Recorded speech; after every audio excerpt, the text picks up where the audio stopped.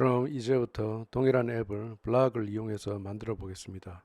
커맨드 라인에서 flutter create 명령을 사용해 myCounterBlock 앱을 만든 후 eKtable과 flutter block 패키지를 인스톨합니다. 또 analysis options.yaml 파일에 include line을 커맨드 처리해서 default linting 룰을 개발 과정에서는 적용하지 않겠습니다. 간단한 앱이라 앱의 뼈대를 미리 만들고 시작하겠습니다. main.dot부터 보겠습니다. 타이틀은 My Counter Block으로 줬고 디버그 배너는 표시되지 않도록 했습니다. 원래 stateful 위젯이었던 My 홈페이지를 지우고 stateless 위젯으로 새로 만들었습니다. My 홈페이지는 텍스트 위젯과 두 개의 플로팅 액션 버튼으로 구성되어 있는데 텍스트 위젯은 폰트 사이즈 52.0에 제로를 표시하고 있고 플로팅 액션 버튼들의 onPressed callback은 empty 펑션입니다. 다음은 otherpage.dot입니다. otherpage 위젯은 화면 한가운데 폰트 사이즈 52.0으로 other라고 표시하는 간단한 stateless 위젯입니다. 우선 블락부터 만들겠습니다. lib 폴더 아래 blocks 폴더를 만든 후 block 익스텐션을 이용해 템플릿들을 만들겠습니다. blocks 폴더를 right 클릭하면 표시되는 메뉴 중 block, new block을 선택합니다. 이름을 넣으라고 박스가 표시되는데 저는 카운터를 입력하겠습니다. 그러면 블락스 폴더 아래 블락 폴더가 생기면서 동시에 블락 폴더 아래에는 counterstate.dot, counterevent.dot, counterblock.dot 세 개의 파일이 생성됩니다. 지금은 한 개의 블락만 만들 예정이기 때문에 이름을 변경시킬 필요는 없지만 만약 여러 개의 블락을 만들게 된다면 이름을 명확하게 해주는 게 필요합니다. 저는 지금 만든 블락이 카운터와 관련된 블락이기 때문에 블락 폴더를 카운터로 리네임 하겠습니다. 블락 익스텐션을 사용해 새로운 블락을 만들었더니 큐빗을 만들었을 때와는 달리 counterEvent.dot라는 파일이 하나 더 생겼습니다. 왜냐하면 이 부분을 앞에서도 설명을 드렸지만 큐빗과 달리 블락은 이벤트를 사용하여 UI와 커뮤니케이션 하기 때문입니다.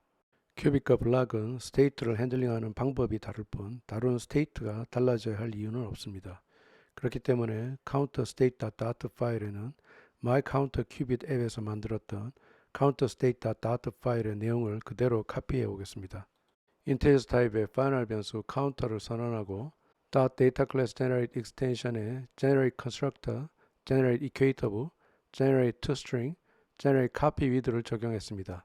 그리고 counter 블락의 initial state로 활용될 counterstate.initial이라는 factory constructor를 만들었습니다. 이 factory constructor에서는 counter 값이 제로인 counterstate의 instance를 return합니다. 다음은 counterEvent.dot 파일에서 이벤트를 만들 차례인데 이미 counterEvent라는 abstract 클래스가 만들어져 있습니다. 생각을 해보면 myCounterBlock 앱에는 두 가지 종류의 이벤트, 즉 플러스 버튼을 눌렀을 때 발생할 이벤트, 마이너스 버튼을 눌렀을 때 발생하는 이벤트가 있습니다. 블락 다큐멘테이션에 보면 이벤트에 대한 네이밍 컨벤션이 있습니다만 저는 그 컨벤션을 따르지 않고 모든 이벤트 이름 뒤에 이벤트라는 서픽스를 붙이는 형태로 이벤트에 이름을 붙이겠습니다. 이렇게 하면 이벤트 서픽스 앞에 이름이 다소 어색하더라도 이벤트인지를 확실하게 알 수 있는 장점이 있습니다.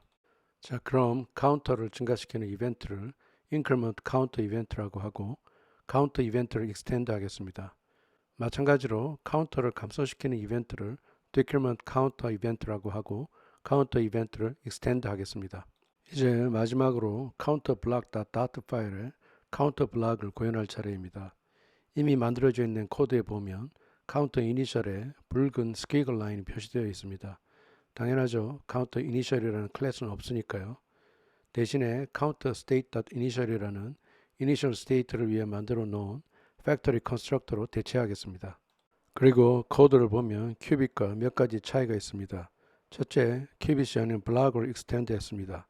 그리고 큐빗에서는 state의 타입만 지정하였는데 블락에는 이벤트의 타입도 같이 지정되어 있습니다. 두 번째, 이벤트와 emit를 아규먼트로 하는 counter event 타입의 on 함수가 주어져 있습니다. on 함수의 시그너처를 보면 required argument로 future or void 타입의 핸들러 펑션이 있습니다. 즉, future void 또는 void 타입의 핸들러를 필수적으로 정의해야 합니다. 이 핸들러는 counter event 타입의 이벤트와 counter state 타입의 emitter인 emit를 argument로 받습니다. 그리고 on 함수에는 optional argument로 트랜스포머가 있는데 트랜스포머에 대해서는 뒤에서 설명을 드리겠습니다. 여기서 주의할 점은 emit는 이벤트 핸들러 내에서만 사용되어야 한다는 점입니다. 즉, 이벤트의 결과로서만이 새로운 스테이트가 제너레이트 되어야 한다는 점입니다. 그리고 좀 더 읽어보면 이 타입의 이벤트에 대한 핸들러는 한 개만 있어야 한다고 되어 있습니다. 만약 이 타입의 이벤트에 대해 핸들러가 여러 개 있으면 state error를 throw 합니다. 자, 그러면 on count 이벤트의 body를 구현해 보겠습니다. 먼저 count 이벤트는 abstract class입니다. 그러니까 실제 이벤트는 increment count 이벤트와 decrement count 이벤트이니까 두 개의 on 펑션을 만들겠습니다. 현재 count 이벤트를 increment count 이벤트로 수정하고 callback의 body에서 state의 copy with 함수를 이용해 count의 value가 state.count plus 1인 새로운 state를 만든 후 emit 합니다. decrement count 이벤트의 경우 별도의 이벤트 핸들러 펑션인 underscore decrement counter를 만들어서 처리하겠습니다. underscore decrement counter의 처리 로직이 복잡한 건 아니지만 처리 로직이 복잡할 경우에는 이처럼 별도의 함수로 만들어서 처리를 합니다. void 타입의 underscore decrement count 함수는 decrement count event 타입의 이벤트와 count state 타입의 emitter인 emit 함수를 argument로 받아 state의 copy with 함수를 이용해 count의 value가 state.counter-1인 새로운 state를 만든 후 emit 합니다. 이제 블락을 전부 implement 했으니 UI를 구현할 차례입니다. 가장 먼저 해야 할 일은 counter 블락을 필요로 하는 위젯에서 사용할 수 있게 dependency injection을 하는 것입니다. My 홈페이지 위젯에서 counter 블락을 필요로 하기 때문에 My 홈페이지의 상위 위젯이라면 아무 것이나 괜찮습니다. 저는 홈의 Material 앱을 블락 프로바이더로 감싸도록 하겠습니다. Material 앱을 Counter 블락 타입의 블락 프로바이더로 감싸는데 Create Callback에서는 Counter 블락의 인스턴스를 create 합니다.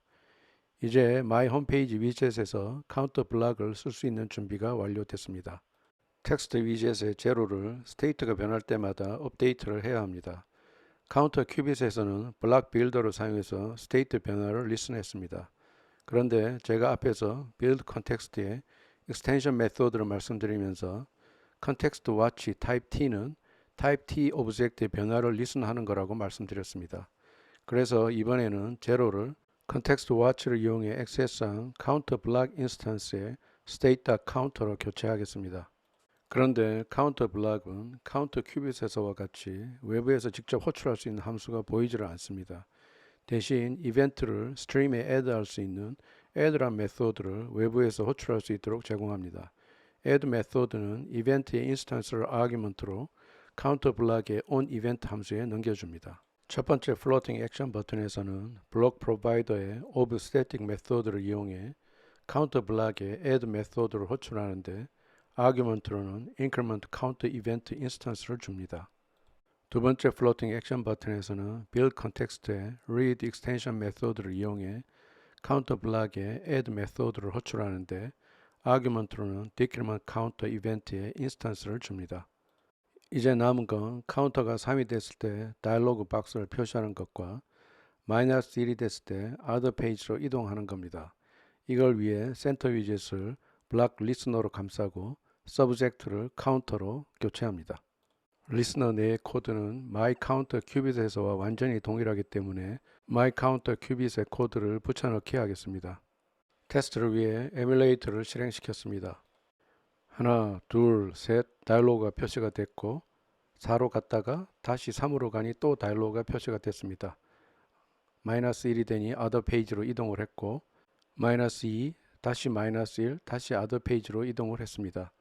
앱이 정상적으로 동작함을 확인했습니다. 다음으로 UI에서 큐빗의 퍼블릭 메소드를 호출하거나 블락에서 이벤트를 add할 때 추가적인 정보가 필요할 경우 어떻게 하는지 알아보겠습니다.